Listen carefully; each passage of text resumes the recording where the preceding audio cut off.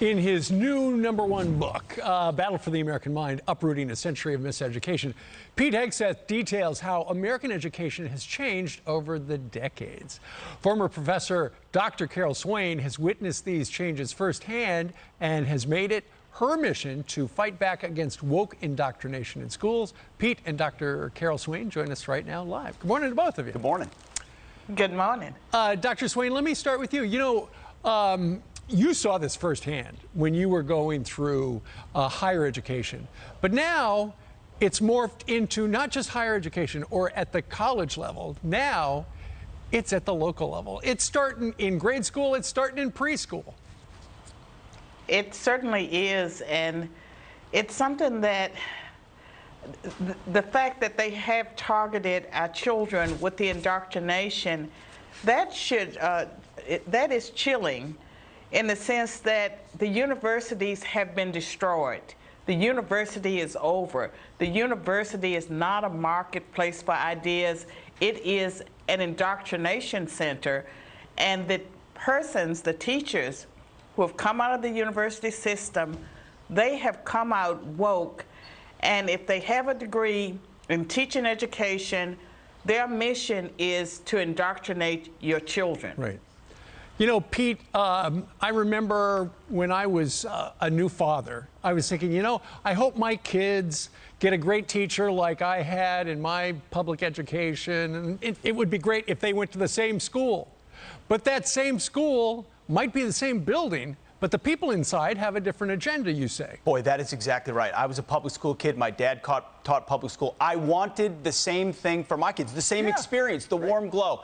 You're right. The walls are the same. The instruction, the exact opposite. I want to thank Dr. Carol Swain. It's people like her that have elevated this issue for years before the rest of us saw it coming. She talked about it in higher education, now is leading the way to talk about what's happening in our elementary schools. And Steve, in chapter 6 of our book, it's called The Straight Line from Critical Theory to Antifa, because you really can draw that line. G.K. Chesterton writes, "Education is not a subject and does not deal in subjects. It is instead a transfer of a way of life." Right. That's what the progressives understood 100 years ago. The vision of the good life, the enculturation of the soul is most powerful when done at the youngest of ages. So when you're confronting kids' ideas on race and gender at that age, you set them on an entirely different trajectory than if they just confront that in college. Sure. And Dr. Swain, I remember when I was in college, this is so archaic. At the quad, you would hear both sides argue about an issue and, whatever the issue of the day was. Now, it's just one side. It's either my way or the highway. That's true, and anyone who disagrees, if you're more conservative, or even if you have a question, you don't have to be conservative.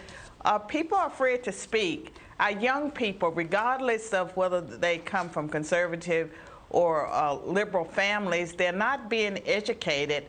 And the parents need to really consider, is this the time to send a child to a college or university unless you know for a fact that it isn't an indoctrination center? Sure. And I also, I'm reading Pete's book, and it is a great book, and I really applaud his efforts to use his influence to draw attention to it. The problem that's happening in the public schools, because the children, especially those that come from lower socioeconomic backgrounds, they're trapped. Yeah, great point. Pete, I'll give you the last 20 seconds. Well, we often say I can't stand Congress, but I love my congressman. I know him. He's a nice guy. Same thing applies to school.